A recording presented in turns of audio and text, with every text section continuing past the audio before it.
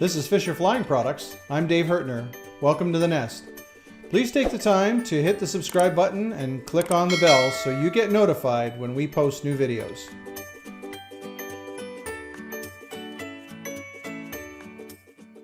Hello everyone and welcome to the Nest. This week I'm going to be reviewing a report that I put together that is a result of testing that I performed on various species of woods that compete with Sitka spruce for use in aircraft structures. Sitka spruce has become more and more difficult to find. It's becoming more increasingly expensive when we do find it, and a fairly high risk when we buy large boards because of hidden pitch pockets and things like this. And so I have been looking for a while for an alternative wood to use in the areas where we use Sitka in our designs. And I wanted to do a proper testing and a report based on accepted methods and utilizing all of the tools that I have available to determine definitively whether or not another species of wood can be used in place of Sitka, because we want to keep our kits going out to people. We want to keep the costs under control.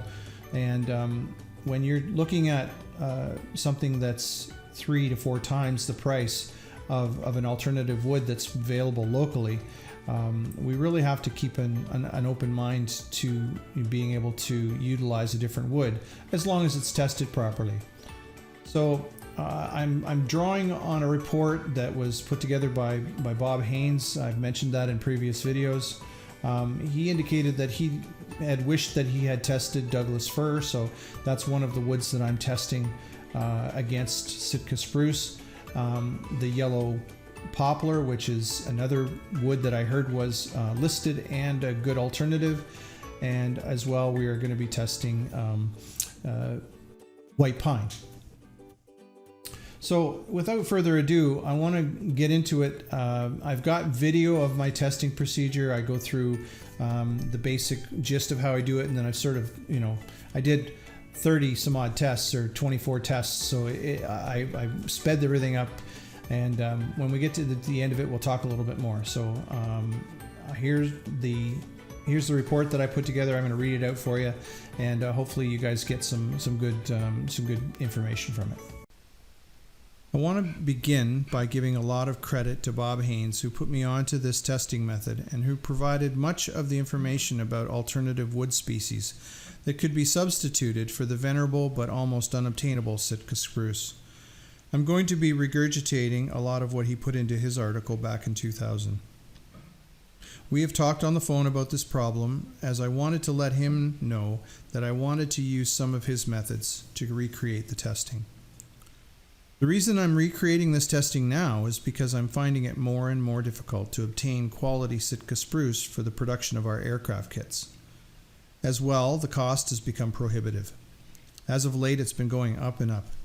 This is simply because the wood is now protected, and the only wood available for production is wood that falls in the forest. These few trees get bid upon by multiple sawmills and are sought after all over the world, especially by Japanese furniture producers and high-end millworks for houses. It has become very difficult to procure the Sitka spruce in this environment and still make a low-cost kit. Bob and I discussed the species that he tested and that he regretted not having tested Douglas fir. So I went out and found some specimens of Douglas fir, yellow poplar, and northern white pine, which we use currently to produce all the other kit components for our kits. I feel that based on Bob's testing, there was a good likelihood that we would be able to substitute northern white pine into areas where Sitka spruce is currently used. The substitution of a heavier wood in these areas will not see a large weight penalty in the overall weight of the aircraft, and therefore we see it as a great opportunity to secure supply and reduce costs as long as the strength is there as tested. My opinion concurs with Bob that although Sitka spruce is or was a wonderful wood to use based on its low specific density and high strength, it is not the only wood species available with the strength needed for aircraft construction. There aren't very many wooden aircraft kits built these days. I can count on one hand how many kit suppliers supply wooden aircraft kits to the world. Most kit manufacturers these days are producing kits from composites or sheet aluminum. This doesn't mean that the wooden aircraft kit is an unpopular. This doesn't mean that the wooden aircraft kit is an unpopular option in people's consideration of what kit they want to buy. There are many individuals who are much more comfortable working with wood than the other two mediums. The problem is that there's a lack of information available about alternatives to Sitka, which seems to be embedded in everyone's psyche. So I decided that I wanted to be very sure about the change in species that I've been considering for Fisher Flying Products designs. Bob has done a lot of the legwork ahead of me in designing the testing methodology, but I had to see for myself the concrete results. In Bob's testing, he used test coupons from 4 different species. Sitka spruce as the standard, with the contenders being yellow poplar, northern white pine, and ponderosa pine. Recreating this test, I utilized northern white pine, Sitka spruce, yellow poplar, and Douglas fir, which was the species Bob wished he had tested. I believe that these 4 challenger species present the best availability and economic alternatives to Sitka spruce. To begin, let's talk about price. I found northern white pine at approximately $4 per board foot, yellow poplar at approximately $4.50 per board foot, and Douglas fir at approximately $6 per board foot, these all being in Canadian dollars. This compares to my current supply price of $18.75 per board foot for Sitka spruce, which I have to have trucked from the west coast to central Canada in Ontario. Bob used test coupons, 3/8 by 3/8 by 13 inches in length. In my testing, I wanted to use larger test coupons that better reflected the size I use in construction of our kits. I use 1/2 by 24 in length. The cross section of solid wood in our longerons is 1/2 by 1/2. And when you take into consideration the 1/8 inch grooves cut into the 3/4 by 3/4 profile. My coupon test failure weights compared to Bob's are higher as a result of the larger cross section. The methodology. Using the same method as Bob's experiment, I used a weighted bucket hanging on the coupon as it spanned across a gap. I determined ahead of time a safe weight at which to begin each test. This safe weight turned out to be a little bit too high for the Sitka spruce coupons. 2 of these coupons broke instantly at the base weight of 40 pounds. The bucket I used was pre-weighted with gravel, and a waterproof liner was installed in the top of the bucket to allow me to add water incrementally until the coupon broke. I set up boards under the bucket to break the fall of the bucket with as little travel as possible so we could keep the water in the bucket under control. I broke the test down into 3 coupons for each species, oriented with vertical grain, and 3 coupons oriented with the horizontal grain to provide a contrast in the results. This resulted in the doubling of tests compared to Bob's testing. We have had many people ask us which way the grain should be oriented for the spar caps. The information that I received from this test showed me that there was a slight percentage difference based on the orientation of the grain, but I found this through all the species, which is interesting because I expected a larger deviation.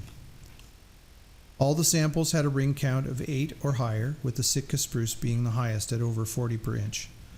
All the samples exhibited grain slope that was within tolerance of less than 15% over the span. All the samples were cut on the table saw, with the final table saw settings being identical for all coupons. I found that all the samples remained straight after cutting, indicating that there were no significant internal stresses in the wood. The coupon weight and density results. So each coupon was weighed to an average and then compared with a standard listing of density that's listed on the internet. The measured density for Sitka spruce was 25.93 pounds per cubic foot, the density standard being 28 pounds per cubic foot, which was a minus 7.4 from the standard. Northern white pine measured density 24.64 pounds per cubic foot, density standard 25 pounds per cubic foot, which means the northern white pine was below by 1.4%. Yellow poplar measured density 32.42 pounds per cubic foot, and the density standard was 28 pounds per cubic foot. The yellow poplar measured 15.8% denser than the density standard listed. Douglas fir measured density 27.88, and the density standard being 30.0. That had the Douglas fir at minus 7.1% to the density standard.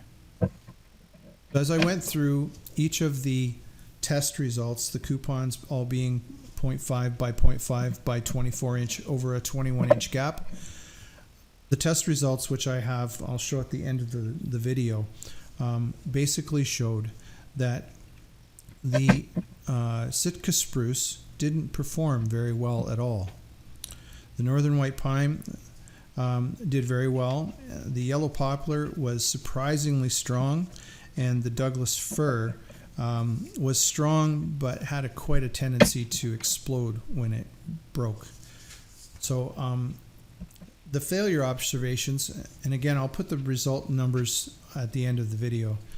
The failure observations were that the Douglas fir was by far the most explosive in its failure, regardless of grain orientation. All the coupons broke completely and suddenly into multiple pieces over a 4 to 6 inch length.